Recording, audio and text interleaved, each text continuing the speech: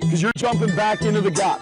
Hey coach, welcome to the Basketball Podcast. I'm your host, Chris Oliver.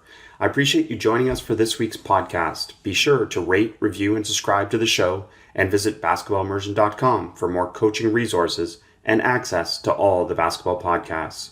I hope you will give us a shout out on social media, on Twitter at @BBallImmersion, or on Instagram at @BasketballImmersion to help me continue to share the game. Enjoy the episode.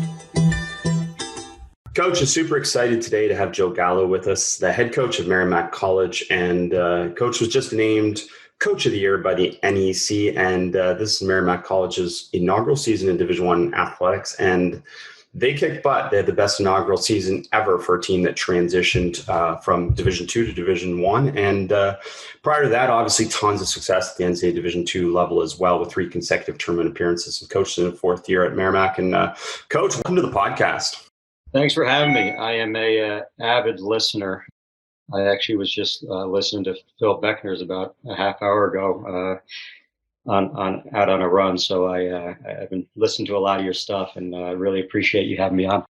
Well, tremendous to have you on, and I've enjoyed just our short time connecting together. And 2 good things about that: 1, you're listening to the podcast, and 2, you're running. So that's cool too. So, Coach, let's start with Merrimack College. It stands for Make Chaos. What does that mean? Yeah, so that was a little. Actually, my assistant coach Phil Gaetano kind of came up with that this past year, and we were almost just trying to brand, what we do defensively. And I know we're going to get into the zone that we play, and, we really hang our hat on creating a lot of turnovers and getting a lot of steals and really making chaos. And the way it kind of fit with our NC logo, we just kind of put the little initials under there with the Make Chaos. And, we have what we call MC points, which are Make Chaos points. It's something that we chart each game and in our live defensive segments that our players have bought into. I actually, sitting right next to me, I'll send you a picture. I got a huge Run DMC type chain, almost like the Miami Hurricane turnover chain with a Make Chaos that our players haven't even truly seen yet, that we're going to break out, hopefully what is of this coming year. So that's what it is. And a lot of it is, we're very comfortable with in scramble situations. We're if you look at us compared to a lot of zone teams, we don't give up a whole lot of 3-point attempts. And as you can imagine, that's going to lead to some, driving of the ball and some of what we call punctures. So where that would kind of lead to scrambles for most people, we kind of practice the scrambles and get comfortable in that chaos. And, we feel like we're making chaos on our opponent, but with us, there's some structure within that chaos. Well, the obvious question is, do they know who Run DMC is? Some of them. I do. Old school meets new school, which is awesome. I love that. Yeah. I love that you're connecting that. And you, Coach, you talked about limiting 3-pointers, and I want to dive into that because I think that's one of the most important things that I think comes from your defense, and certainly in this modern era. And maybe people don't think of that as the 2-3 zone. But before we get there, let's just talk about why zone. Why zone for you guys? Because it's been incredibly successful. But why did you start off with zone? Yeah, I got the job. So the zone we play, we did play it for 2 years when I was Andy Toole's assistant at Robert Morris, and we were, Andy is as good as a man-to-man coach as I've seen or been around, and we just started off in 1 year in the non-conference. I forget the exact record, 2-6, 2-7. We were struggling to guard. We were fouling a lot. It was one of those first years where they really just started calling everything. And we ended up, a guy by the name of R.C. Kehoe was the head coach of Holy Family Division II school in Philadelphia, and he played it. He had some Syracuse ties. And we got him on the phone after a loss, I believe, at Youngstown State. And, we were talked for a couple hours and just kind of got the basic slides down. And we had a week before our next game, and we kind of just took it and ran with it. And we had great success. We won a regular season championship with it, and then also won an NEC conference tournament. And Andy has since gone back to man, but I loved it. I loved teaching it. I thought it was really a lot simpler than people would think. It took a lot of scouting out of it, and people struggled to play against it. So when I had the opportunity to go back to Merrimack as the head coach, it was one of the first things I decided right away that we were going to play the zone. The league we played in, the Northeast 10, I think people thought I was crazy because it's, as good as a shooting league as there is in the country. And, people hear zone and think, well, how are you going to play a zone in a league full of shooters? And it kind of did the opposite. We're very extended. So my initial thing was, I wanted to be different. People don't see it a lot. I always tell people, people's stats are their stats against, man to man 90% of the time. So that, 42% 3-point shooter you have, his shots are coming against man, and actions he's working on and rhythm he's getting against man. And it's a little bit different playing against zone. It almost makes people a little flat footed and play straight up and down and, getting shots they're not used to getting. I feel like we're always playing against your second best offense, and it's something we all put off, even starting to prepare again now for an upcoming year. Even us playing zone defensively, I always put off zone offense. It's kind of one of the last things. You almost get to a scrimmage and it's like, oh man, I got to put a baseline out of bounds and some zone offense in. So I think we have a little bit of advantage there. We're forcing you to take shots, especially with analytics now. Nobody wants their guys taking anything but threes and layups. And we're really, I know everybody says they take away threes and layups.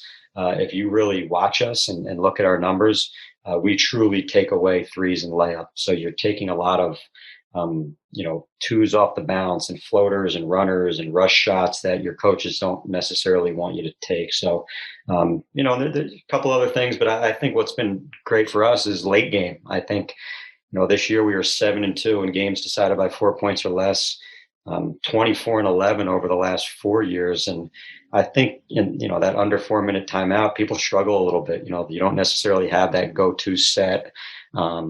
You're not going to be able to just let your best player play in a ball screen or play in some space like you might be able to do against man late game. So I think it kind of gets people out of rhythm in that last 4 minutes of a game. And, we're totally comfortable in that rhythm. Well, lots to unpack there, and certainly appreciate the why of the zone. And I think really, again, what I found unique is your numbers versus the 3-point line. So can we dive into that a little bit deeper? Because I think the beautiful part about what you're going to talk about is I do believe it applies to man, a lot of the techniques and a lot of the concepts that you talk as much as it applies to zone. Is that fair to say?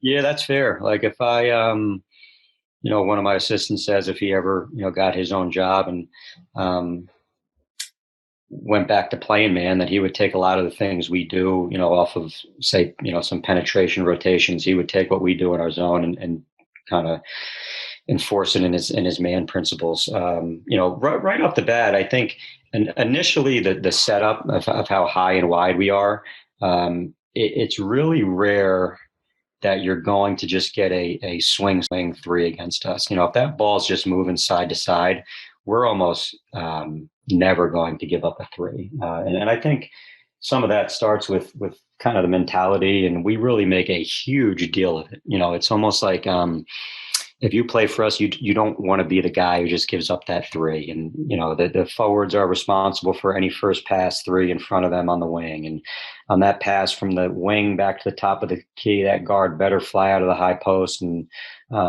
take away that three. And sometimes it's a closeout. Sometimes it's not. We don't necessarily get into technique there. It's just don't let the guy shoot.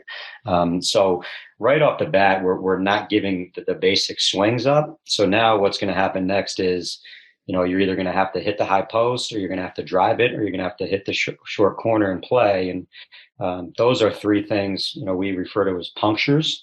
And we spend a majority of our time, working on what we do off those different puncture situations.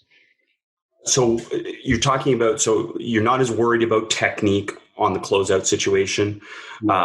You're just, again, you force the reaction, take away the shot, whatever it may be. So then most of the defense then is set up on recovery versus punctures. Is that what you're saying?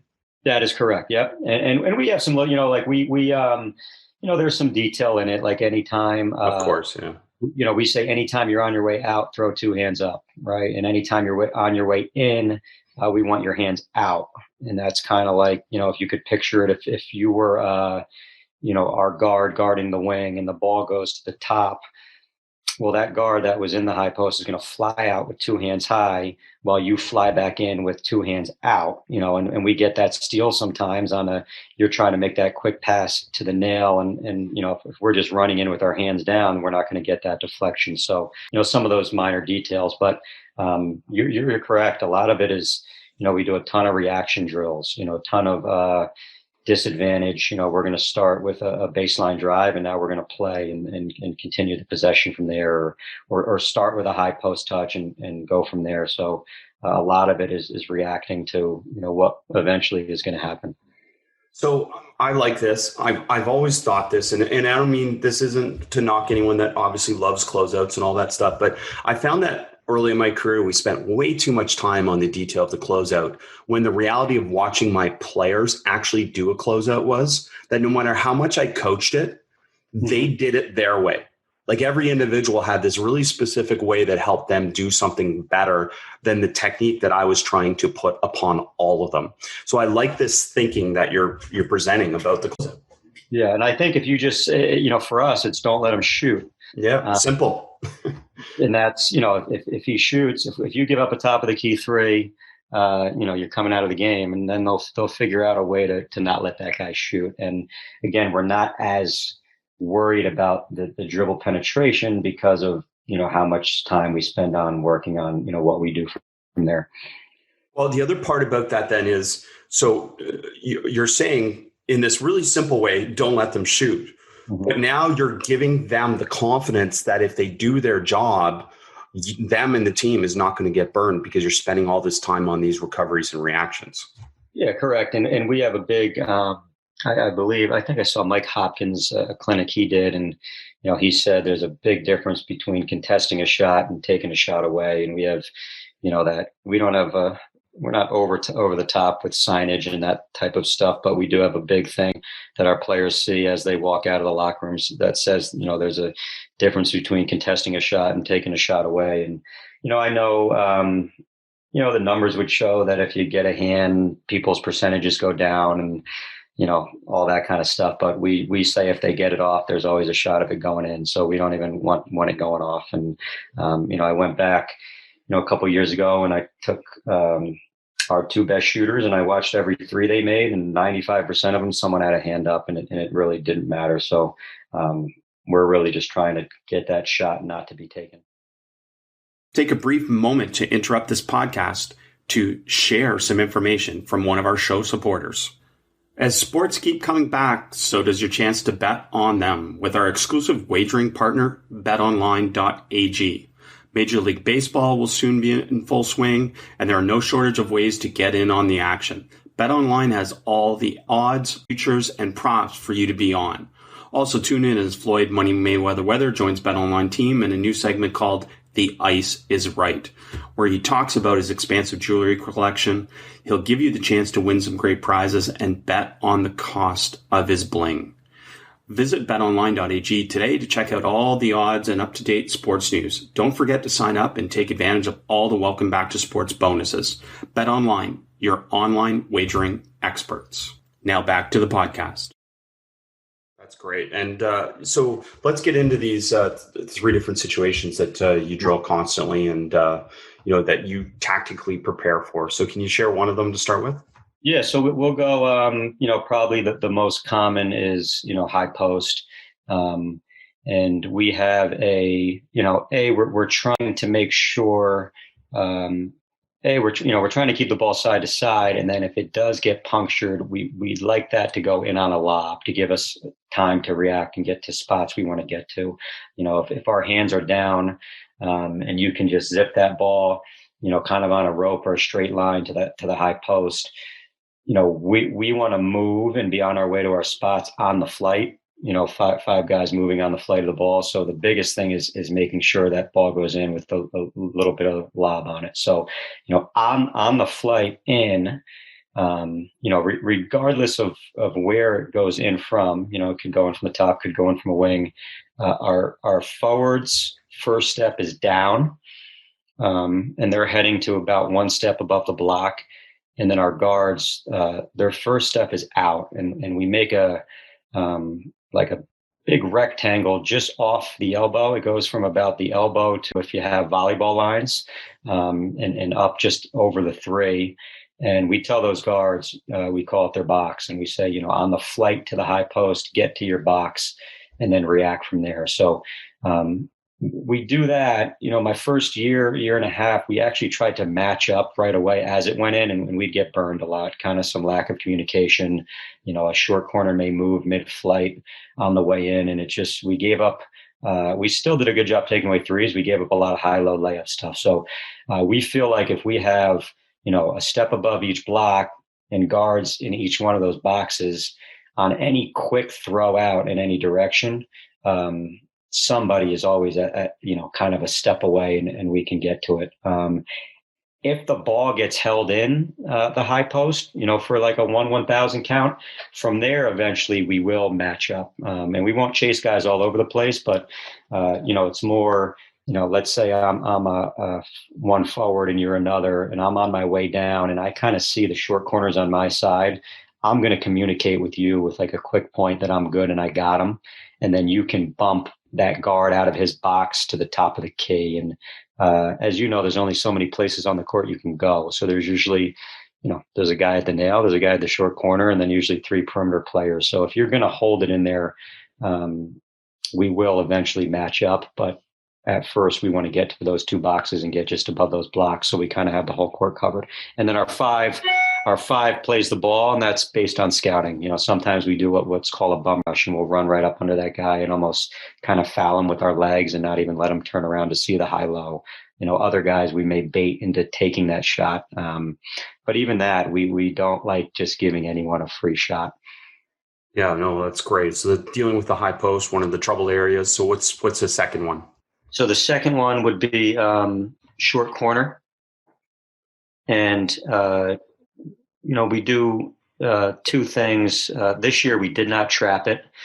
If we were to trap, it would be, 5 and ball side forward trap, opposite forward rim, opposite guard. Basically, that opposite guard is going to use that box a lot. He gets out to that box outside the elbow, and he has any skip. And then the ball side guard has anything ball side. This past year and probably the last 2 years, we didn't trap the short corner as much. We just played it with our 5. Opposite forward has the rim. And then the other 3 guys, same deal. You're almost matched up on the perimeter. The ball side forward has wing. Ball side guard have to bump over to that top of the key area, and the opposite guard will have, opposite wing, opposite corner. And, you initially get to your spots, but, we do some drilling and, we talk about the ball as eyes. So if on that pivot and that ball starts to see you, you may try to start cheating, over more to the corner. And as he pivots back, you could kind of creep back up towards the ball. And, that's something I didn't talk about with the high post. We do that as well. We talk about the ball as eyes. So if that ball turns and doesn't see you, we get some steals that way where, we have our 5. We just tell them, you got to guard that first dribble and a half and stand the guy up. And, our guards will come and poke the ball from behind if that ball isn't seeing them. So that's, another way we also create a little bit of chaos. Yeah, I like that addition to that. And so you've talked about obviously 2 of the big danger areas, and what's the third?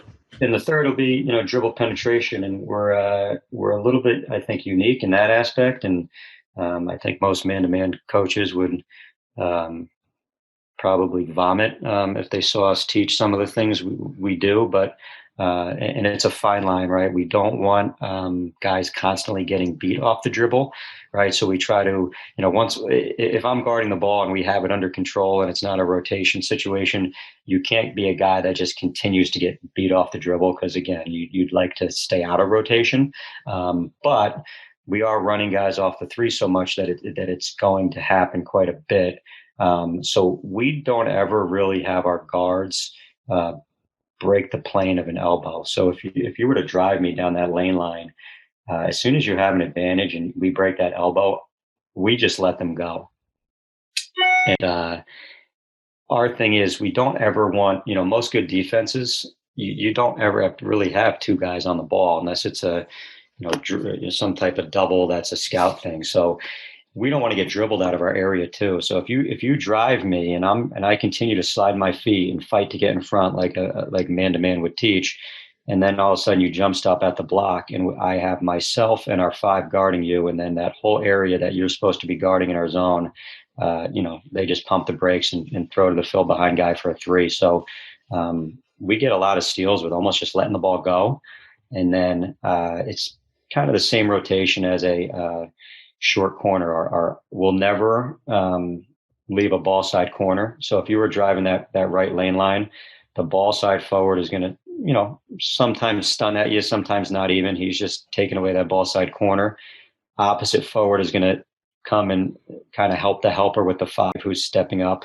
The guard who got beat off the bounce, he's just kind of turning and playing center field at that top of the key area. And then again, the opposite guard gets to his box and he's got any kind of baseline drift or opposite skip to that 45. And a lot of times guys will think they have us beat and leave their feet, and all of a sudden our 5 steps up and it's a charge or it's a late pass to that opposite corner where our opposite guard is already running and will steal that pass. So we get a lot of steals off of how we rotate off of penetration. So this strikes me as the peel switching version for zone. Peel switching, coaches, if you remember, Will Voigt talked about that, about not trying to recover and just sprinting to the weak side. So this is a similar thing, which I could not agree with more in the modern game. And you're seeing more and more, certainly at all levels of basketball, instead of fighting to recover. Yeah, it's exactly what it is. Yeah, it's exactly what it is. And to give coaches perspective, because maybe you're following this and you're wondering the effect, to just give you, coach gave me some of these 3-point attempt stats, which is Syracuse allowed 28 per game, I think it was. Eastern Michigan 25, Washington 22, and then you guys 15.6. So you're doing the job in terms of your philosophy about limiting threes, and for traditional zone teams, that's something that you're proving that is successful for you guys. Yeah, exactly right. And it's again, it's just a big emphasis. No threes, big emphasis on activity and deflections, and it's over the years. This year, kind of all got put together with even our 3-point. Our 3-point percentage defense was never as good as it was this year. It actually was amazing up until this year. Our first 3 years playing in the same league in the Northeast 10, 3-point percentage defense was all within legitimately a decimal point of each other. And what got better each year was the attempts just went down each year. And then this year was the lowest attempts by far, but that percentage was also very low as well. To me, it also validates a belief that I've had for a long time, which is the thing that we should be teaching most versus zone is how to drive a zone, how to drive and kick a zone. Because again, I think too often, especially youth coaches, focus on shooting versus a zone. But if you learn how to attack it, and you're validating that because you're saying this is the thing we work on the most in a way, because this is the thing we know hurts us the most. Exactly. Yep. And we, we talked about a little bit, I think the text and some of the stuff I sent you is, we almost love when we see a team that is a team that, 46% of their attempts come from the 3. We usually have really good success against those teams because we're making them do something that they really, really don't want to do. Such a great point. Yeah, no, they're not built to attack your zone. They're built to attack what they would think is a traditional zone in that way. So maybe let's go through some of the myths before we get into a few other things, because I think your Mythbuster concepts are really important too. And the first myth is that you can only be successful playing zone with great length. Yeah, and that's looking at our. I think for Division II, we probably did have some decent length. Those 2 guards. They're 5'10" and 5'11" with 6'4", 6'5" wingspan, which is relatively long. But at the end of the day, for a Division I starting lineup, we were 5'10", 5'11", 6'3", 6'4", 6'5", and you can't have lack of length and lack of effort. But if guys are flying around and getting to spots, and I would actually take a quick thinker over a long guy with a slow brain every day of the week. And we had some quick thinkers, and I think a lot of with playing in a system and doing the same thing year after year is guys get better at the spot they play. Like, I don't know how much better you really can get a guy at defending the ball. Well, our wings don't ever guard the ball, but they learn how to rotate. They learn how to think a little bit faster. They get a little bit more confidence within their slides. They do it over and over again. And, we had a kid this year that was great for us. He played about 6 minutes a game as a sophomore in Division II. And, this year he was 25-minute game starter and just had so much more confidence in what he did because it's his third year, playing the same. We don't assign sides, but he probably runs to the same side of the floor 95% of the time. And he's just been doing it over and over again, and it kind of built the confidence level in it. So you alluded to this there about this value of being able to be perceptually better within the zone, to be able to make better decisions. And one of your rules is obviously see the next play, which is emphasizing this perceptual side of it. And I'm curious then with that, since you value that, you've talked about that, what are some ways that you develop that in your players? We do we play a lot of 8 versus 5, which turns into, it can really turn into a scramble. We do that for 2 things. One is the scramble and, seeing the next play. And obviously there's a lot more offensive players out there than defense. But when we do that drill, we also say 2 things. One, if you're just in the right position on every pass and just follow our slides, it really doesn't matter how many offensive players are out there. And the other thing it does is it promotes, just get a deflection. Like sometimes we'll go 8 versus 5. You got to get 3 stops in a row to get out. Well, just get a deflection and be active and be aggressive. And, if you deflect the second pass, it doesn't matter if there's 15 offensive players, the ball's going to be ours. So that 8 versus 5 is a big one for us. I think because of the way we play, it just a lot of our offensive possession in practice turn into scrambles, and it's we're constantly saying, guard what's next, guard what's next. It might not be, you might have to be, a guard on one side of the floor, and you may have to fly over to the other side to save a shot attempt, and we'll do some film with that and say, look, what could you have done there? I know that wasn't the basic slide we talked about from day one, but no one else was in that area that could have took that shot away. So we're just, and then you build a little bit of a stigma and, guys getting on each other. And I think it just snowballs from there, but we're constantly saying, guard what's next, see the next play. And that overrides any rule or slide that we learned from day one. Take a brief moment to interrupt this podcast to share some information from one of our show supporters. As sports keep coming back, so does your chance to bet on them with our exclusive wagering partner, betonline.ag. Major League Baseball will soon be in full swing, and there are no shortage of ways to get in on the action. BetOnline has all the odds, futures, and props for you to be on. Also tune in as Floyd Money Mayweather joins BetOnline team in a new segment called The Ice is Right, where he talks about his expansive jewelry collection. He'll give you the chance to win some great prizes and bet on the cost of his bling. Visit betonline.ag today to check out all the odds and up-to-date sports news. Don't forget to sign up and take advantage of all the welcome back to sports bonuses. BetOnline, your online wagering experts. Hey coaches, brief interruption from our podcast to hear from manscaped.com. 2020 has been the year of things happening that are completely out of your control. But there is one thing that you can control, and that's shaving your bush. You may be surprised how many coaches have already DM'd me about this special offer. I wasn't, because I'm a user, and manscaped.com is definitely worth it. Our sponsors at Manscaped are here to remind you to do so. The Manscaped Lawnmower 3.0 is a premium electric trimmer that's designed to give you a confidence boost through body image. Their ceramic blade and skin-safe technology are designed to reduce nicks and tugs on your fellows down low. The Lawnmower 3.0 is also waterproof and comes with an LED light so you can manscape in the shower, in the dark, or in a dark shower, whatever floats your boat. Go to manscaped.com and check out some of these life-changing products. In fact, listeners of this show will get 20% off plus free shipping with the code ARMCHAIR at manscaped.com. That's 20% off with free shipping at manscaped.com and use code ARMCHAIR. It's time to grab 2020 by the horns by shaving that front trunk. Now back to the podcast. Well, and again, in man experience, end zone experience for me, it's exactly that. It's if you want to develop the defensive decision making, it's all about creating disadvantage recoveries. So create a situation where your defense has to recover and figure it out. And again, it's not always the same blueprint or the same script, and that's where you get true decision making when you start to empower them to figure it out, right? Yeah, for sure. And I think they have our guys by mid-year. They almost have this.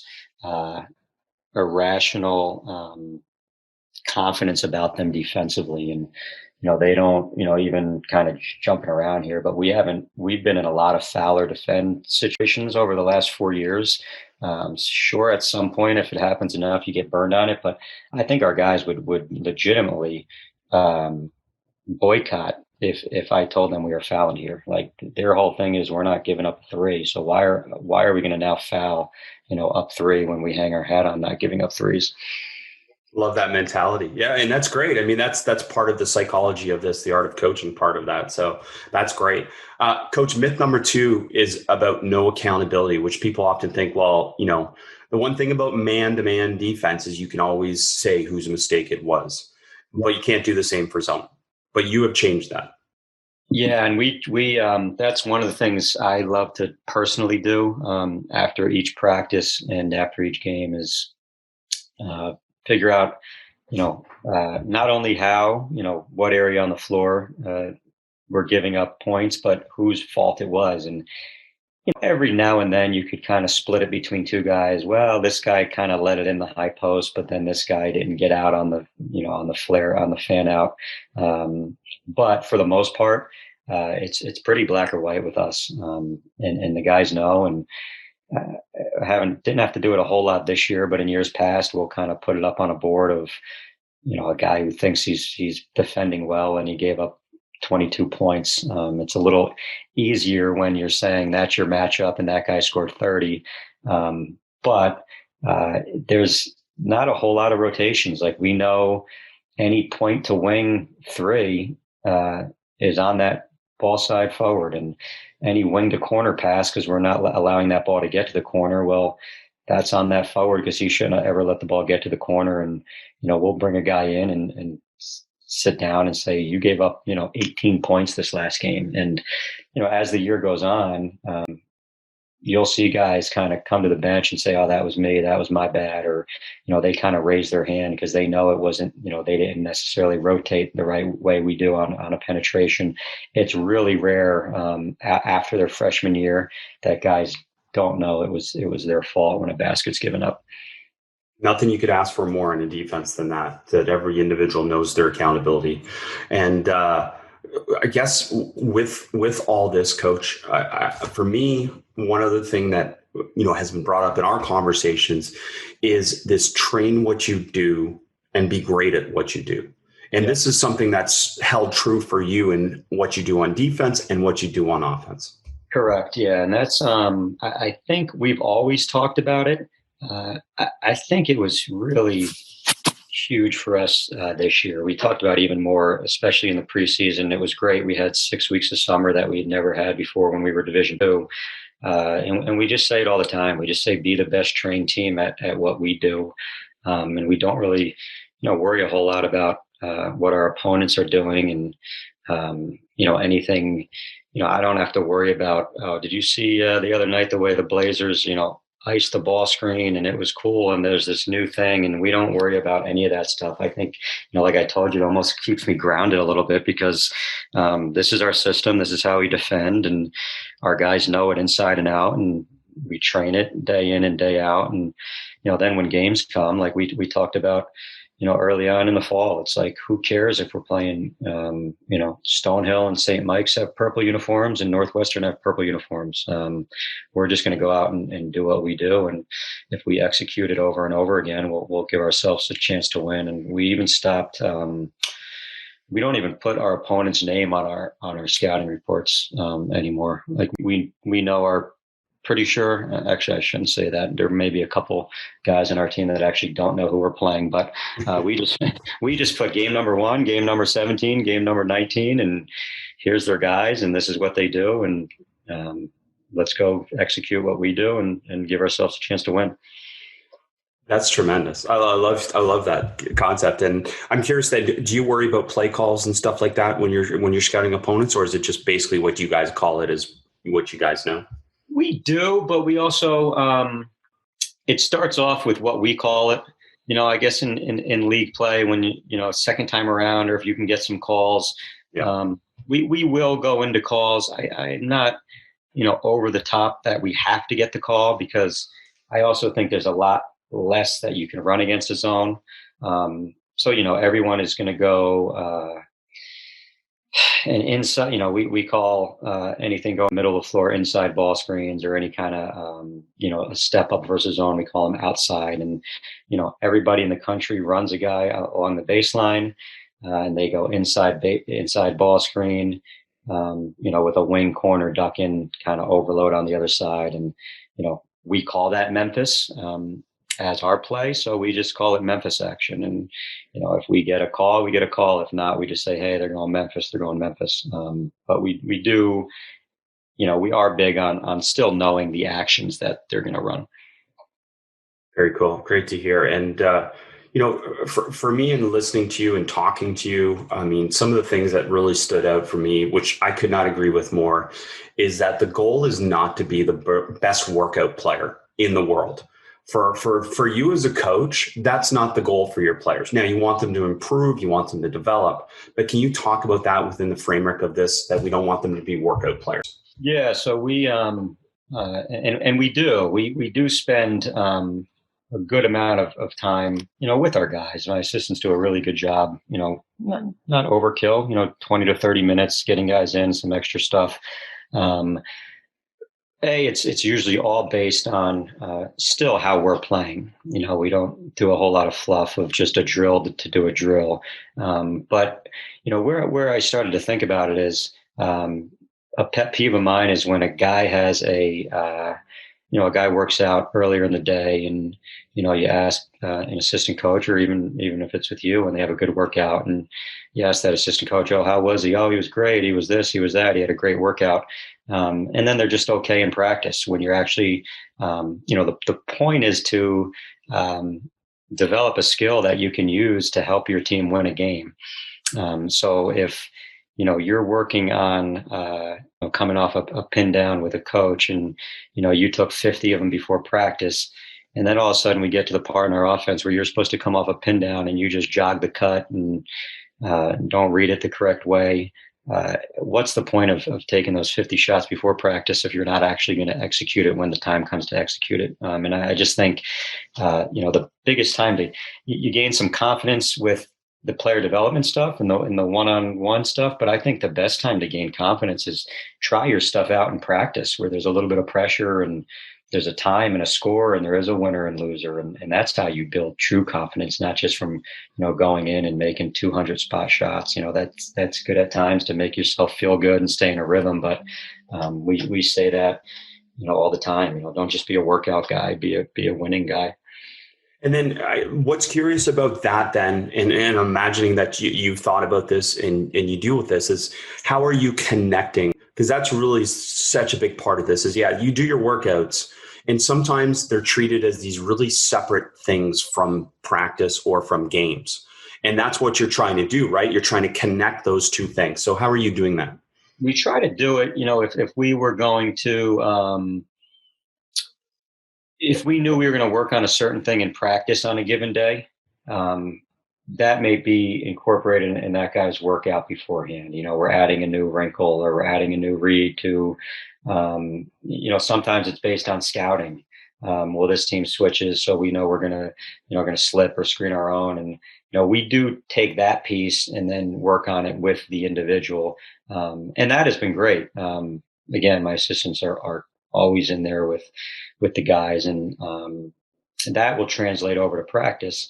But sometimes it's, guys, it's natural that you're going to love to work out because it's just you, right? And it's it's you and one coach, and we're all a little bit selfish. Like, yeah, of course you want to get better, and of course you want it to be all about you. But again, I always tell our guys, this isn't track or this isn't wrestling.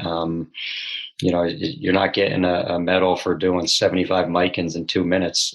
You're trying to do something to help your team win the game. And I think, my guys get a kick out of it. Sometimes I'll say, you know what, stop working out. If you're not going to do it in practice, just stop. I'll stop practice and tell my assistant, Phil, stop working these guys out. All they're doing is getting better at workouts. And, I think over time they get what we're trying to do. Well, this divergent thinking is what the podcast is best known for. So I'm glad you said that, even though, again, there'll still be people doing Micing 100 times a day. But look, I mean, we've got to challenge them in different ways, and we've got to challenge them to be better as individuals and as a team in the game. And this builds into this other concept that you and I have thrown around, is this concept of tactical periodization. Maybe the biggest word we've ever shared on the podcast, Coach. So you want to try and tackle this together? Yeah, let's do it. And again, I told you, so I always thought we did do a pretty good job of just training what we do. And that's part of it. And, I think in my text, like when I sent you the article, we were on our way home from a game, and I just got down a Twitter rabbit hole in December, and I came across this article, this guy by the name of Nick Cowell. He's the women's soccer coach at St. Edward's Division II school in Texas, and the guy's won like over 75% of his games. And it was pretty neat. It talked about they only train their game model, which is basketball as well, right? You have your offense, your defense. You have transition from offense to defense, and transition from defense to offense. But the second part of it was how they kind of cycled it and kept their players fresh. And so I shot the guy an email, and we've gone back and forth. And what stood out to me, he said what it did for him is, it kept them very organized and not kind of going off script of what they do. He said he kept his players' injuries. They haven't had a major injury in 4 years.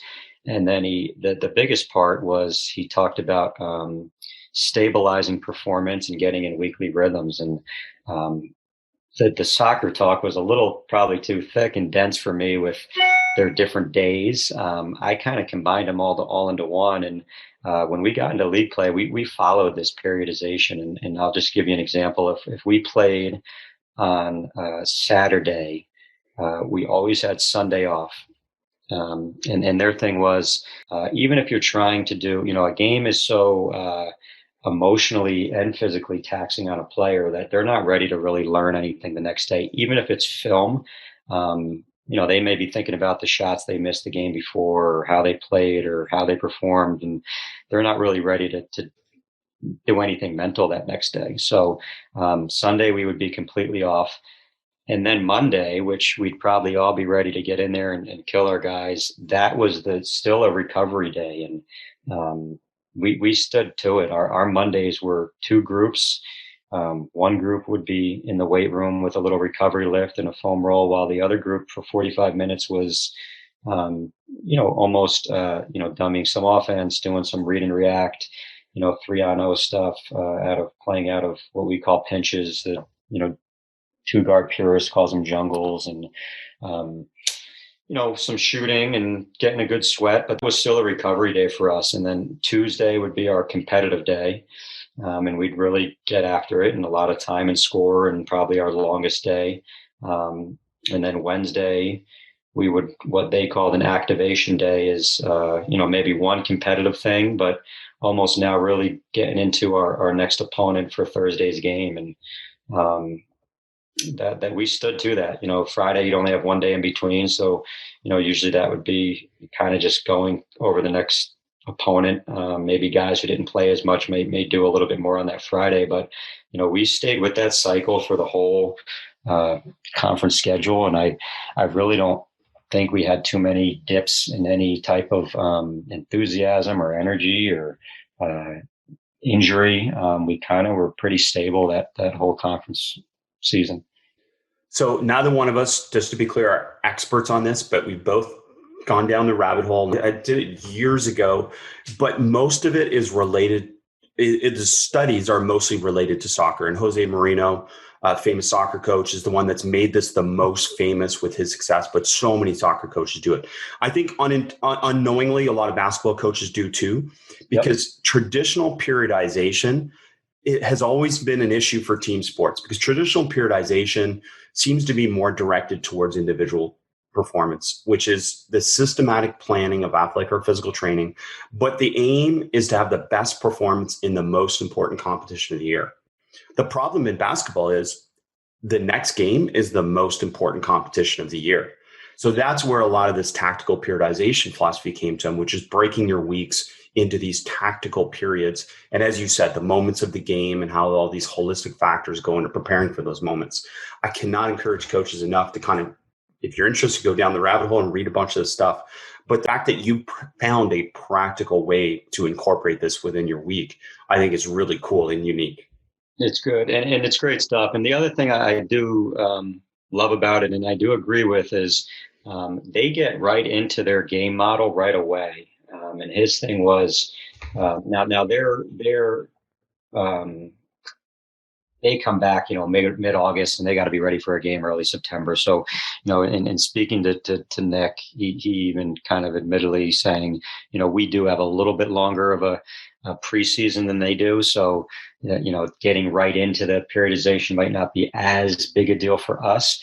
But he still thought, coming back, getting into how you're going to play as soon as you can, instead of just kind of just doing some fluff and, we got to get these guys back in shape. And if you can get their minds into that game model, and they know, right, this is how we defend, this is how we play offense. When a shot goes up, who's crashing, who's getting back, what are you doing? What's your transition attack? And, they talk about the best teams are the teams that are the most together. And I think that word together doesn't mean, everybody takes the same amount of shots. That together means everybody's on the same page as much as possible. And, every game is as important as the next. If you lose your first conference game, it could cost you a seed or a playoff spot, 2 months later. So to start training that game model and training how you play right away, so that you're organized come game time early on, I think is also a huge part of it. So I've mentioned this before, and I mentioned this to you, is that we went a whole season just doing 5-on-5 from the beginning to the end. And it was all based on this concept of tactical periodization and seeing how much impact it would have. And now we did isolated shooting within spots of practices, but all the rest of it was 5-on-5, which is getting right to the point. And the whole point of what you call game model and what they call game model is that tactics dictate everything else, right? Like what skills we teach shouldn't be predetermined. They should be determined on the tactics that we choose. And that everything from physical, like there's no separation between fitness coaches and the tactical coaches because they exist together. There's no isolated pieces. So all of it is directed towards this game model, as you say. And it's just brilliant stuff. And I think, again, the main thing that I think coaches should consider when they hear you talk about this is that what it does is it helps you remove fluff, doesn't it? It removes fluff that doesn't help your players get better to perform in the game or your team to play better in the game. Yeah, and they talk about how it almost can confuse your players. For example, this is the second year, my first 2 years, we did some shell because I thought that, all right, maybe this will help us be a little bit better defensively in practice so that it helped our offense. And maybe there could have been something to that, but I just stopped doing it because I was like, I don't want to coach shell. We don't coach man. You know what we're going to do? We're just going to coach up our guys when they're defending in man. And, then it goes into, do you want to be good? Do you want to be competitive? And, those type of more beliefs and more culture stuff versus spending 10 minutes on shell when we don't even play man to man. It was almost more confusing for our guys. Love it. And again, another thing that I love the phrasing of this, because you referred to this, is that it really does focus your group on the collective, right? So it's a shared collective intentionality. is what some of the wording and phrasing that comes out of these articles says. And I just love that, like collective intentionality. And you've already referred to this. You said that your players have this collective confidence. And I got to think that comes from just this experience of playing so much 5-on-5, so much of the tactical side of thing within practice, that they have this collective intentionality. Yeah, for sure. And it's we're pretty simple in the zone. I think people sometimes are shocked when they ask, well, how much time do you spend? We actually should probably be a lot better on offense for the amount of time we spend on offense versus defense. But, we start every single day with what we call perfect defense. And that's, I love it because it knows, our guys know almost practice is started then. And we went down and watched the Celtic practice 2 years ago and they started with it. And Coach Stevens, he said, all right, we're going to go 70% movement, 70% as far as our effort, but we're going to be 100% talk and 100% positioning. And, if we have 100 practice in a year, we start every practice with what we call perfect defense. And that's how we kind of build our zone. The first day might just be basic slides. And then by day 3, we're getting into high post. And, whatever we do in perfect defense, we'll then end up doing live later in the practice. And sometime in between, we'll break them into positions and some guard forward and goalie stuff. But we really have 3 segments of about a total of 25 minutes total each day. And, it's been pretty effective. So is that 5-on-5, 3-on-3, 4-on-4? What is it traditionally? It's 5-on-5. Yeah, that's what I thought. Yeah. Yeah. The only time we're less than 5-on-5 is when we're in just our positions. And there is some value to that. We'll just send our guards down one end and our forwards. And sometimes we'll have a third group with our 5, so we call our goalies. But a lot of times it'll be guards on one end with one assistant and forwards and goalies on the other end with another assistant. And I'm kind of going back and forth. And that's 4 or 5 minutes, and then we bring them all together, and we're going, some sort of live 5-on-5 from there. So I've talked about this before on podcasts and certainly in clinics and stuff, and this concept of slow learning. And the way I phrase it to people is 5-on-5 slow learning is better than 5-on-0 fast learning, because they're getting these perceptual repetitions. And that is the whole concept of what you're talking about here. And I cannot encourage coaches enough to just go to this point. I mean, this slow learning has value because they're seeing the whole picture. They're seeing where the defense is relative to the offense, and they're getting this perceptual and decision-making repetition that's going to be a part of their application in the game model. Yeah, correct. And we're really, we move the ball really slow in this. We'll move it, hold it. All right, everybody's where they're supposed to be. Throw it back to the top. Everybody where they're supposed to be. And we're kind of, again, you're seeing bodies in front of you, or, our assistants will, they do a great job. If a guy's not paying attention or in the wrong spot, they'll kind of zip the ball to where they're supposed to be to almost show them that, they would have cost us there. So, and again, it goes back to doing the same thing each year. You'll see our older guys coaching our younger guys. Usually if you're the forward on the left side of the floor, well, when you sub out in perfect defense, you kind of just stand there on that sideline and you're talking the younger guy through it. And it kind of builds, again, their collective responsibility with all those guys, really to be a good defensive team. The concept applies to offense as well. And I'm not sure if you do it on offense too. Well, no, we do, but not as much as we should. We do. I wouldn't say we do a ton of 5-on-0, but we do it. But I do see value in, like you said, seeing a body in front of you, and we have done it at times where we have a scout team guard. But I got to figure out a better way. We can talk about that off air when we can figure out a better way to help us. Well, and again, I'm not here to say don't do 5-on-0, because again, as I've had this conversation with the great Doug Novak and Bethel and different coaches like that. And the structure of 5-on-0 is important. Your players memorizing the pattern or getting the pattern is important, because from that structure comes their creativity, their ability to be able to break off and make decisions. So I'm not saying don't do 5-on-0. I'm saying, again, you get to a point where it's useless because it doesn't apply to this tactical model of, making decisions, and decisions all start from perception. Yeah, just kind of going through the motions, and they could really do it without putting any thought into it. Totally. Yeah. And we want to avoid that in practice because it means they're not thinking. And we always want to be able to engage them in thinking because that's how the game's played. Anything else stand out for you about this tactical periodization and this kind of model that you've progressively started to apply? No, I just, I think it probably helped that we were successful. And won so many league games early for me to be able to stick to that schedule. But, I can't, if you're going to go to it and then all of a sudden you lose Saturday and now you want to kill the guys again on Monday. I think you got to kind of stay true to the schedule. Although I will say this, and it was a great phone call. I told you I spoke to the coach of St. Edward's about a week ago.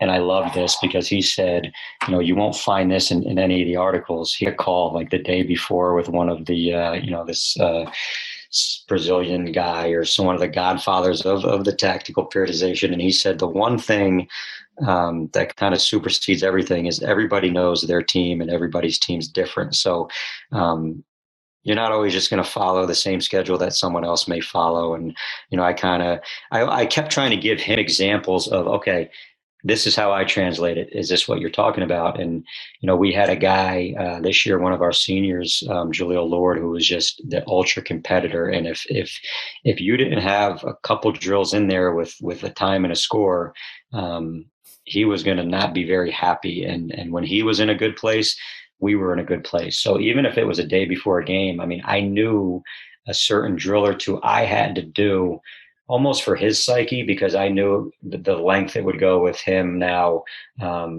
helping out our younger guys and being in a great place when we got to the scout part of it. So as much as it's, training your model and following a way to keep your guys fresh, you also got to know your team. And sometimes there's some triggers that you may need to do something a little bit different to get to those guys. And, everybody's different, and just, you're going to know your guys and what's ticking. Yeah, there's so many fascinating things that come out of this. And again, I encourage coaches, I'll try and tweet it and share it and have coaches be able to search some of this research as we share this model. But just tremendous stuff, Coach. I cannot thank you enough to be able to share some of this with us. Yeah, this was awesome. Well, we appreciate you, and we look forward to more discussions. And coaches, definitely follow Coach Gallo and Merrimack as they continue to move forward with their program. They're going to do some great things. Right. And, if anyone has a question or anything of anything we do, they can feel free to shoot me an email as well, galloj@merrimack.edu. And, I have a 4-year-old and a 2-month-old, so I can't always say I get back within 48 hours, but at some point I will get back to you. Well, you're going to be bombarded probably, so definitely you can. So that's all cool. Thanks, Coach. Thanks for listening. Be sure to rate, review, and subscribe to the show, and to give the Basketball Podcast and this week's guest a shout out on social media to show your support for us sharing the game. And to stay up to date on all things Basketball Immersion, subscribe to our newsletter at basketballimmersion.com/newsletter.